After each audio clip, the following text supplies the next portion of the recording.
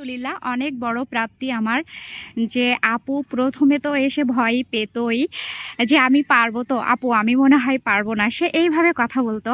But আজকে তার 10ম class, সে তার ছোট বাচ্চা এসে তাকে নিয়ে রাইড করছে। এটা আসলে পরম পাওয়া আমার, যে না আমি পেরেছি। টিচার হিসেবে আমার সার্থকতা এটাই।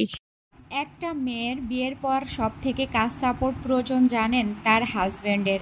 যদি তার হাজব্যান্ড তার প্রতিটা কাজে সাপোর্ট করে তাহলে কোনো কাজকেই আর কঠিন মনে হয় না।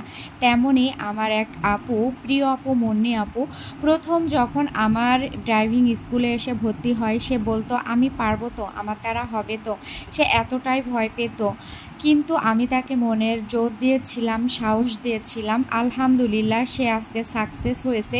শুধু তাই না, তার আজকে 10ম ক্লাস এবং 10ম ক্লাসে সে তার বাচ্চা এবং হাজব্যান্ডকে পেছনে নিয়ে রাইড করছে। এর থেকে বড় প্রাপ্তি আর কি হতে পারে। আলহামদুলিল্লাহ আমি তার স্বপ্ন পূরণ করতে পেরেছি, এটাই আমার অনেক অনেক প্রাপ্তি বড়। আলহামদুলিল্লাহ।